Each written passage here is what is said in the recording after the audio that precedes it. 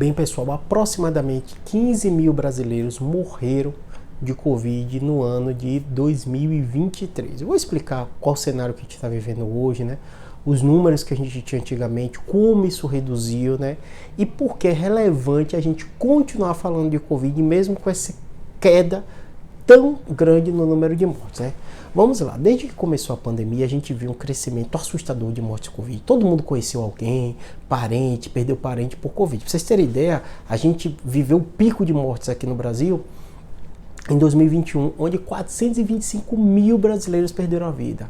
Quase meio milhão, é muita gente morreu. Por isso que a gente conhece tanta gente que morreu de Covid, né? E ano passado a gente tem um número de 15 mil. Então quando a gente compara, né, 425 mil para 15 mil, a gente fala, poxa, Júlio, esse problema está resolvido? Não. Porque quando a gente compara com as outras doenças, hoje o cenário é de uma certa normalidade. Então o que mais mata brasileiro é doença cardiovascular, é o AVC, é o infarto, é o câncer. Essas três doenças são geralmente que os brasileiros mais morrem, né?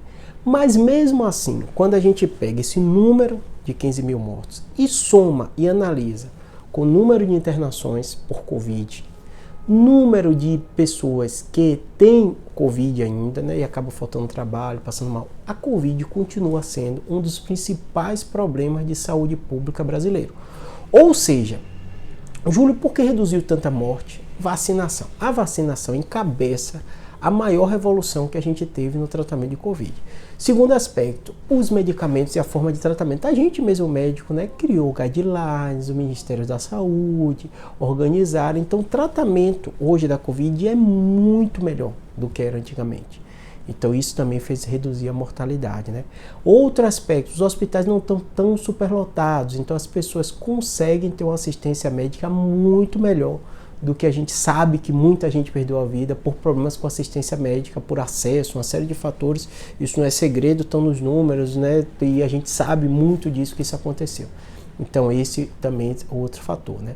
E o outro aspecto que a gente ainda tem que combater é imaginar que 15 mil não é pouco, é muita gente morrendo ainda de Covid. E ainda tem esses aspectos das sequelas relacionadas à Covid, que nesse número não aparece. Porque se Covid ainda continua tendo número de casos novos, se Covid deixa sequela em muita gente, né? A gente mostrou, e tem muito vídeo aqui falando de estatística, né?